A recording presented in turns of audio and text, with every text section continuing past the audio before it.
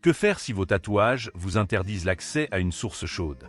Ou si votre geste aimable de laisser un pourboire vous vaut d'être poursuivi dans la rue? Le Japon, terre de beauté époustouflante et de contrastes intrigants, abrite également certains des tabous culturels les plus surprenants. Entre l'évitement du contact physique, les sites sacrés interdits aux femmes, et même les superstitions liées aux chiffres, chaque règle raconte une histoire à la fois fascinante et étrangement révélatrice. Restez avec nous alors que nous vous dévoilons 15 tabous surprenants que vous devrez connaître avant de visiter le Japon. Le 6e pourrait vous laisser sans voix. Un point pas de tatouage, imaginez ceci. Vous êtes au Japon, prêt à vous détendre dans une source chaude traditionnelle, seulement pour découvrir que les tatouages pourraient vous en empêcher. Au Japon, les tatouages, connus sous le nom d'Irezumi, ont longtemps été vus avec suspicion en raison de leur lien historique avec des groupes comme les Yakuza, les syndicats criminels du Japon. Cette association a conduit de nombreux endroits, tels que les 1100 sources chaudes, les salles de sport et les piscines, à interdire l'entrée aux clients ayant des tatouages visibles. Les racines de cette stigmatisation remontent à la période Edo, qui a duré plus de 260 ans, du début du XVIIe siècle au milieu du XIXe siècle. À cette époque, les tatouages étaient parfois utilisés comme forme de punition ou d'identification, façonnant des attitudes qui persistent encore aujourd'hui. Cependant, la jeune génération voit de plus en plus les tatouages comme une forme d'art personnel, et de nombreux établissements modernes accueillent désormais les visiteurs tatoués ou proposent des solutions comme des patchs adhésifs pour couvrir de petits motifs. Si vous avez des tatouages et prévoyez de visiter le Japon, un peu de préparation peut faire toute la différence. Renseignez-vous sur les lieux accueillant les tatouages ou cherchez des établissements qui s'adressent aux voyageurs internationaux. Respecter ces nuances culturelles garantira un voyage fluide et agréable. Mais les tatouages ne sont que le début. Que se passe-t-il si laisser un pourboire après un repas laisse votre hôte perplexe plutôt que reconnaissant? Explorons cette particularité culturelle surprenante maintenant. 2. Dire non au pourboire. Vous venez de terminer un repas incroyable au Japon. Le service était impeccable, le personnel attentif, et vous vous apprêtez à sortir votre portefeuille pour laisser un pourboire. Mais quelques instants plus tard, le serveur se précipite après vous pour vous rendre chaque yen. Confuse? C'est parce qu'au Japon, donner un pourboire n'est pas seulement inutile. C'est souvent perçu comme maladroit, voire irrespectueux. Alors que de nombreuses cultures considèrent le pourboire comme un geste de gratitude, au Japon, cela peut être mal interprété comme une critique, suggérant que le service n'était pas assez bon pour se suffire à lui-même. Cette coutume est enracinée dans les fortes valeurs culturelles japonaises de respect, de fierté et d'équité. Les travailleurs sont très fiers d'offrir un service exceptionnel dans le cadre de leur rôle professionnel, et leur salaire reflète déjà leurs efforts. Offrir un paiement supplémentaire peut perturber ce sens de l'équilibre et peut même sembler condescendant. Au lieu de laisser de l'argent, certains habitants et voyageurs expriment leur gratitude avec de l'origami, des grues ou des fleurs en papier délicatement pliées. Ces petites attentions faites main incarnent l'amour du Japon pour l'authenticité et le détail, ce qui les rend beaucoup plus significatives que de l'argent. Vous êtes-vous déjà retrouvé dans une situation où vos habitudes habituelles ont heurté les coutumes locales? Partagez votre histoire dans les commentaires ci-dessous, nous aimerions entendre vos expériences. Ne salissez pas l'âme du riz. Saviez-vous qu'au Japon, placer de la nourriture directement sur du riz peut être considéré comme irrespectueux? Pour les Japonais, le riz est bien plus qu'un simple accompagnement. C'est le cœur du repas, profondément lié à des siècles de traditions culturelles et spirituelles. Le traiter de manière désinvolte risque de perturber l'harmonie d'une expérience culinaire chargée de sens. Dans la culture japonaise, le riz symbolise la pureté, la vie et l'équilibre. Depuis des milliers d'années, il est vénéré comme un don sacré des dieux, formant la base de la spiritualité et de l'agriculture. Contrairement à de nombreux autres pays où le riz est utilisé comme base pour des garnitures ou des sauces, la tradition japonaise met l'accent sur l'appréciation du riz dans sa forme la plus pure. Chaque grain doit être apprécié, un hommage à sa qualité exceptionnelle et au travail nécessaire pour le produire. Bien que mélanger de la nourriture avec du riz soit courant ailleurs, de nombreux traditionalistes au Japon le voient comme une violation de l'étiquette. Cette pratique est considérée comme une ombre jetée sur le goût propre et délicat du riz et perturbe l'équilibre du repas. La cuisine japonaise met en avant des plats séparés, chacun ayant des saveurs distinctes destinées à se compléter. Dans des contextes plus modernes ou urbains, certains Japonais adoptent une approche plus détendue de ces traditions, mais dans des environnements ruraux ou traditionnels, la règle reste forte. Même si personne ne commente ouvertement, un désaccord subtil peut se manifester de différentes manières. Si vous avez la chance de vivre un repas japonais, gardez le riz propre et savourez chaque plat individuellement. C'est un signe de respect pour la culture et l'effort derrière la nourriture. Saviez-vous qu'au Japon, même une tape amicale dans le dos ou une poignée de main peuvent sembler intrusives? Mais avant de plonger dans ce sujet, j'ai une petite demande rapide de 10 secondes. Si vous appréciez notre contenu, appuyez sur le bouton s'abonner et activez la cloche de notification. Cela nous aide à vous apporter encore plus de vidéos fascinantes et nous promettons de continuer à élever la barre. D'accord? 4 points. Éviter le contact physique au Japon. L'espace personnel est traité avec la même révérence qu'un sanctuaire. C'est comme si chacun portait une bulle invisible de confidentialité que les autres respectent instinctivement. Le contact physique, surtout avec des étrangers ou des connaissances, est généralement évité. Une poignée de main ferme, une salutation courante dans de nombreuses cultures, peut sembler trop familière ici. Au lieu de cela, les Japonais s'inclinent, un geste gracieux et discret qui sert de salutation standard. La profondeur de l'inclinaison reflète la nature de la relation et la formalité de l'occasion. Même parmi des amis proches ou des partenaires romantiques, les démonstrations publiques d'affection sont limitées. Bien que le Japon moderne n'applique plus de loi contre les baisers publics, des restrictions qui ont été levées en 1945, des expressions comme les câlins ou les baisers en public portent encore une stigmate sociale discrète. Au Japon, l'affection est souvent exprimée de manière subtile, comme un secret caché porté par le vent à travers un bosquet de cerisiers en fleurs. Pour les voyageurs, comprendre cette nuance culturelle est essentiel pour éviter des moments gênants. Lors de la première rencontre avec quelqu'un, résistez à l'envie de serrer la main ou d'offrir une tape amicale dans le dos. Au lieu de cela, inclinez-vous doucement et associez-le à un sourire chaleureux. S'adapter à ces règles non écrites montre votre respect pour les coutumes japonaises et aide à établir des liens significatifs avec les gens et leur culture.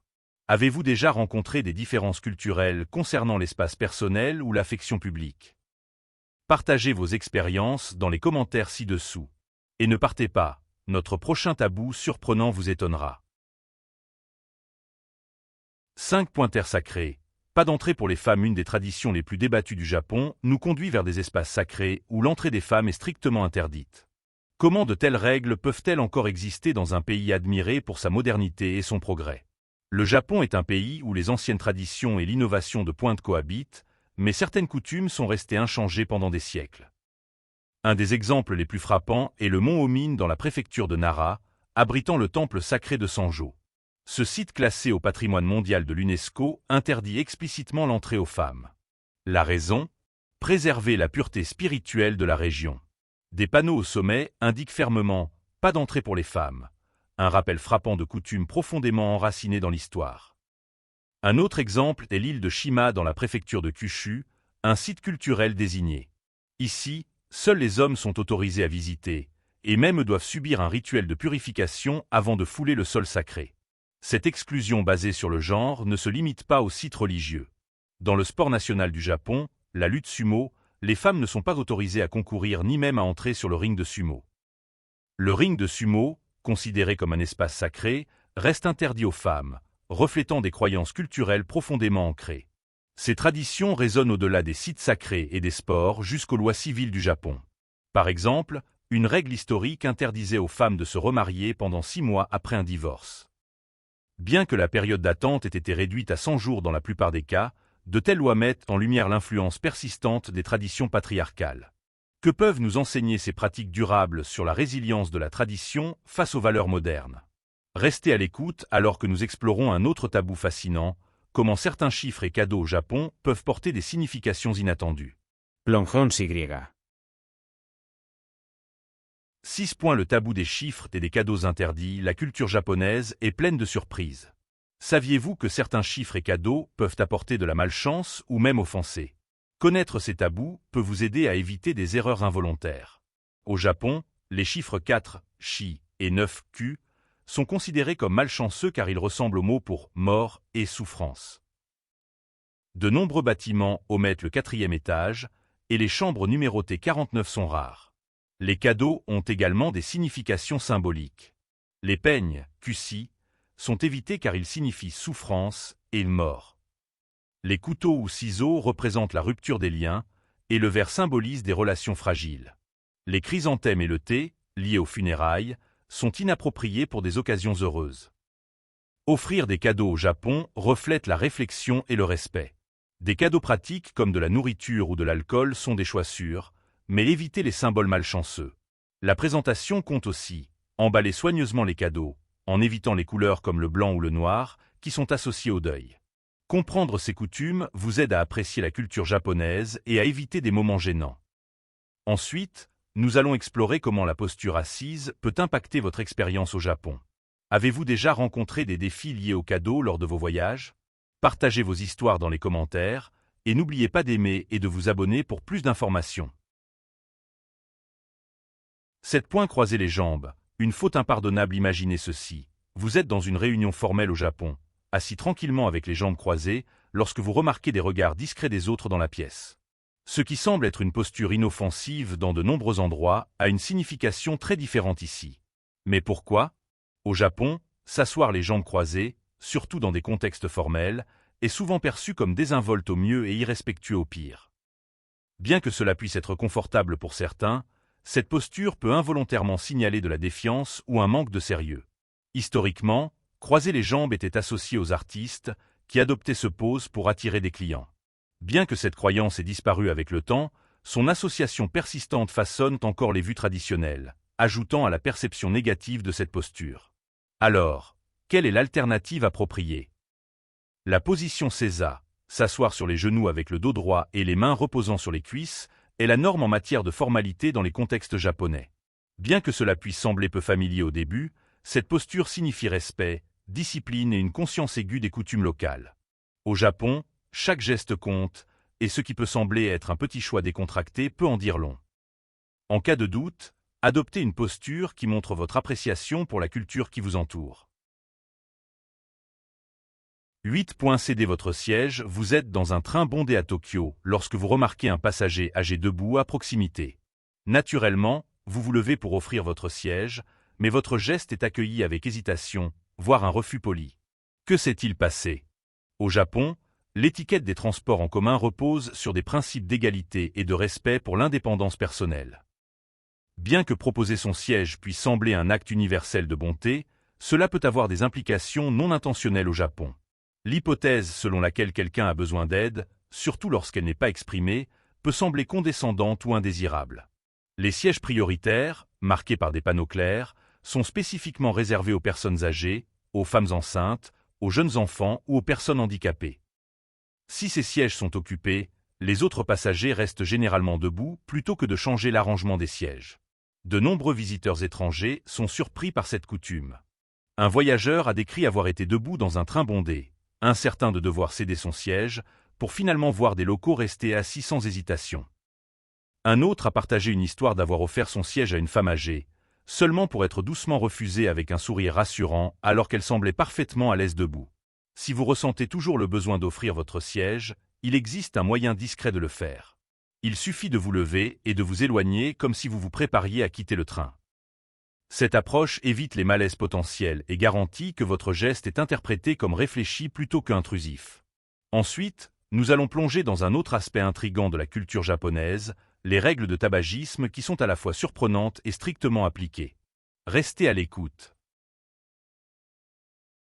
9. Réglementation sur le tabagisme. Saviez-vous qu'au Japon, vous pouvez fumer dans certains bars intérieurs, mais pas dans certaines zones extérieures? Cela peut sembler contradictoire, mais les lois sur le tabagisme au Japon sont aussi complexes que ces cérémonies du thé. Comprendre ces règles peut vous aider à éviter la confusion, voire des amendes. Depuis 2018, le Japon a introduit des lois anti-tabac plus strictes pour faire face aux dangers de la fumée secondaire. Fumer est désormais interdit dans les établissements publics tels que les écoles, les hôpitaux et les bureaux gouvernementaux. Enfreindre ces règles peut entraîner des amendes allant jusqu'à 700 €, tandis que les organisations qui ne respectent pas ces lois peuvent faire face à des pénalités allant jusqu'à 600 €.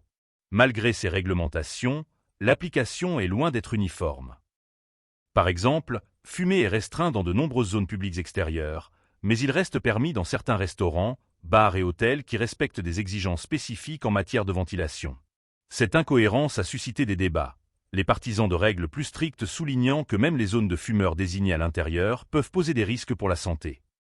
Ce patchwork de réglementation laisse souvent les résidents et les visiteurs incertains quant au lieu où fumer est autorisé. Le Japon fait face à un défi unique, cherchant à trouver un équilibre entre la protection de la santé publique et la préservation des libertés personnelles sans perturber les coutumes sociales traditionnelles. Alors que le pays s'efforce de maintenir des espaces sans fumée, il doit naviguer avec soin sur cette ligne fine pour protéger la santé tout en respectant son héritage culturel et les droits individuels. 10 points interdits de travailler jusqu'à la mort au Japon, le karoshi, ou mort par surmenage, est une réalité sombre liée à la culture de travail intense de la nation. Cela a commencé pendant le boom économique des années 70 et 80, mais s'est aggravé dans les années 90, alors que l'insécurité de l'emploi forçait les travailleurs à endurer des heures épuisantes. Aujourd'hui, plus de 2000 décès chaque année sont liés au surmenage, de nombreux employés travaillant plus de 80 heures supplémentaires chaque mois. Le gouvernement a introduit des lois limitant les heures supplémentaires à 45 heures par mois et a lancé des initiatives comme les « vendredis premium » pour encourager l'équilibre entre vie professionnelle et vie privée. Cependant, les normes sociétales de loyauté et de travail tardif restent profondément ancrées, ralentissant les progrès significatifs. Les mouvements de base et une génération plus jeune exigeant un changement offrent de l'espoir, mais le plus grand défi réside dans l'aide aux travailleurs pour redécouvrir la vie en dehors de leur travail. Bien que les lois établissent le cadre, changer les attentes culturelles est essentiel pour une amélioration à long terme.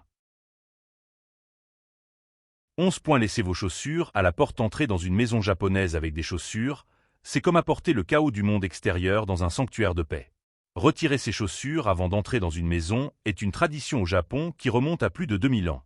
Cette pratique n'est pas seulement une question de propreté, c'est un signe de respect pour la maison en tant qu'espace privé et sacré.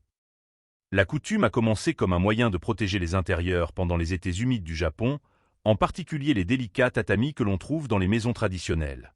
Fabriqués à partir de paille tissée, les tatamis sont facilement endommagés par la saleté ou les semelles de chaussures dures, rendant le retrait des chaussures nécessaire. Pour les visiteurs, oublier cette règle peut mener à des moments gênants. Un voyageur a raconté avoir accidentellement marché sur le tatami d'un hôte tout en portant des chaussures, pour être accueilli par des soupirs surpris et des gestes rapides pour reculer. Un autre a noté son admiration pour l'organisation des espaces jancants, où même le placement des chaussures reflète l'harmonie de la maison. Dans des endroits comme les ryokans, auberges traditionnelles, et certains lieux de travail, cette règle s'applique également. Des chaussons spéciaux sont souvent fournis pour être utilisés dans les salles de bain, reflétant l'attention méticuleuse du Japon pour l'hygiène et le détail. Ensuite, nous allons découvrir un autre aspect fascinant de la culture japonaise. Pourquoi manger en marchant pourrait vous mettre sous les projecteurs? Avez-vous rencontré des pratiques culturelles comme celle-ci lors de vos voyages? Restez avec nous pour plus d'informations surprenantes sur les traditions uniques du Japon. 12. Ne mangez pas en marchant dans les rues animées de Tokyo. L'arôme du takoyaki ou du yakitori pourrait vous inciter à manger sur le pouce. Mais avant de le faire, réfléchissez à 2 fois. Au Japon, manger en marchant est considéré comme impoli. Pourquoi cela? Et que dit cela sur la culture japonaise? Contrairement à de nombreux pays, où manger sur le pouce est normal, au Japon, cette habitude est mal vue. L'accent culturel sur la pleine conscience et la considération joue un grand rôle. Le bruit de la mastication, l'odeur de la nourriture ou la vue de quelqu'un mangeant en public peuvent être perçus comme perturbateurs. Les repas sont destinés à être appréciés dans des espaces désignés, où l'on peut se concentrer sur les saveurs et aider à maintenir un environnement propre. Cette règle non écrite s'applique également au transport en commun. Manger dans les trains ou les bus, sauf si cela est spécifiquement autorisé, est rare. Enfreindre cette norme pourrait entraîner des regards désapprobateurs, voire une réprimande polie mais ferme. En suivant cette coutume, vous montrerez du respect pour les traditions japonaises et profiterez d'une expérience culturelle plus immersive. 13. Ne pas utiliser des baguettes pour passer de la nourriture. Les baguettes peuvent sembler être des ustensiles ordinaires, mais au Japon, la façon dont vous les manipulez peut revêtir une signification culturelle profonde. Une règle cruciale à retenir est celle-ci: ne jamais utiliser des baguettes pour passer de la nourriture directement à une autre personne. Cette coutume trouve son origine dans les rituels funéraires du Japon, où les baguettes sont utilisées pour transférer les os du défunt lors des cérémonies d'incinération. Passer de la nourriture de cette manière évoque cette image et est considéré comme un mauvais présage, semblable à souhaiter du mal à la personne qui reçoit. Une autre erreur à éviter est de planter des baguettes debout dans un bol de riz. Cet acte imite la pratique de placer des bâtonnets d'encens lors des services commémoratifs pour les défunts, ce qui en fait un geste hautement inapproprié à la table. Commettre ces erreurs en dînant avec des locaux peut entraîner de l'embarras et potentiellement offenser vos hôtes. Les valeurs communautaires du Japon, profondément influencées par le confucianisme et le bouddhisme, mettent l'accent sur le respect et la pleine conscience dans tous les aspects de la vie, en particulier à la table. Si vous prévoyez de visiter le Japon, rappelez-vous que les baguettes sont strictement réservées à la consommation. Évitez de les utiliser pour pointer, passer de la nourriture ou faire des gestes. Respecter ces coutumes vous aidera non seulement à éviter des faux pas sociaux, mais aussi à approfondir votre appréciation pour le respect culturel que les Japonais ont pour la nourriture et la tradition. Respectez ces règles, et vous pourrez pleinement profiter de l'expérience culinaire unique que le Japon a à offrir. Wanfour.n Ne jetez jamais les poupées à la poubelle. Que se passerait-il si jeter une poupée pouvait apporter la malchance? Au Japon, cette croyance n'est pas qu'un folklore, c'est un tabou culturel profondément enraciné. Les poupées occupent une place spéciale dans la culture japonaise, souvent considérées comme abritant des fragments de l'âme de leur propriétaire. Cela est particulièrement vrai pour les poupées avec des caractéristiques réalistes, telles que des yeux en verre ou des designs complexes. Jeter de tels objets à la poubelle est considéré comme irrespectueux et est censé inviter la malchance ou même le trouble spirituel. Une légende troublante souligne la gravité de cette croyance. Une famille déménageant dans une nouvelle maison a laissé derrière une poupée chérie. Peu après, ils ont rapporté avoir entendu des pas et des rires étranges la nuit. Quelques jours plus tard, la poupée est réapparue sur leur pas de porte, trempée par la pluie, comme si elle était revenue d'elle-même. Pour éviter de telles superstitions, de nombreux Japonais utilisent des rituels traditionnels pour se séparer correctement des poupées. Des temples à travers le Japon organisent des cérémonies appelées Ninjō-kyū, où les poupées sont purifiées et soit brûlées, soit enterrées avec respect. Ces rituels, enracinés dans les pratiques shintoïstes et bouddhistes, honorent l'esprit de la poupée et assurent son départ en toute sécurité sans nuire au propriétaire. Les visiteurs étrangers sont souvent fascinés par cette coutume. Un voyageur a partagé comment un ami japonais a refusé de simplement jeter une vieille poupée, préférant l'emmener dans un sanctuaire pour purification. Un autre a décrit sa surprise d'apprendre ces rituels, gagnant un nouveau respect pour la considération culturelle du Japon envers des objets apparemment quotidiens. Donc, si vous visitez le Japon et décidez d'acheter une poupée, réfléchissez bien à son avenir. La jeter peut ne pas signifier qu'elle est vraiment partie pour de bon. Ne pas siffler la nuit, que pourrait-il bien arriver? Au Japon, cet acte apparemment innocent est empreint d'avertissements omineux et de folklore fascinant. Depuis des générations, les parents japonais conseillent aux enfants d'éviter de siffler après la tombée de la nuit. Bien que cela puisse sembler être une simple règle de coucher pour maintenir le silence, ses racines résident dans des légendes intrigantes. Une croyance soutient que siffler la nuit pourrait invoquer des serpents. Le son, ressemblant aux notes de la flûte d'un charmeur de serpents, est censé attirer ces créatures glissantes. Selon les contes, un serpent venimeux pourrait interpréter le son comme un appel et faire une apparition indésirable. Le folklore associe également le sifflement nocturne au surnaturel. On dit que siffler dans l'obscurité pourrait attirer des esprits malicieux ou mystérieux. Les histoires traditionnelles suggèrent que ces esprits peuvent créer des perturbations ou mener à des rencontres troublantes. De plus, des récits historiques laissent entendre qu'il y avait une raison plus pratique. Siffler la nuit était autrefois associé à une communication secrète, ce qui pouvait inviter au soupçon ou à un malentendu, surtout dans les zones rurales. Ce tabou apparemment mineur reflète le profond respect du Japon pour la tradition, la communauté et l'équilibre entre la nature et l'invisible. En observant de telles coutumes, vous évitez non seulement de soulever des sourcils, mais vous vous connectez également à une culture qui chérit l'harmonie dans chaque facette de la vie. Alors que nous concluons cette exploration des tabous fascinants du Japon, lequel vous a le plus surpris? Faites-le nous savoir dans les commentaires, et n'oubliez pas d'aimer, de vous abonner et de nous rejoindre à nouveau alors que nous découvrons d'autres merveilles culturelles du monde entier. Si vous avez aimé la vidéo d'aujourd'hui, n'hésitez pas à cliquer sur le bouton « J'aime » et n'oubliez pas de vous abonner à la chaîne. Votre soutien compte énormément pour nous. Cliquez sur la vidéo qui apparaît actuellement sur votre écran. Je suis sûr que ce contenu va vous plaire. Dites-nous en commentaire quel pays vous aimeriez voir présenté sur notre chaîne. Merci beaucoup d'avoir regardé, et à très bientôt dans la prochaine vidéo. Merci d'avoir regardé la vidéo jusqu'à la fin. Si elle vous intéresse, n'oubliez pas d'aimer, de vous abonner et d'activer la cloche de notification pour ne rien manquer des dernières vidéos. À bientôt pour la prochaine vidéo.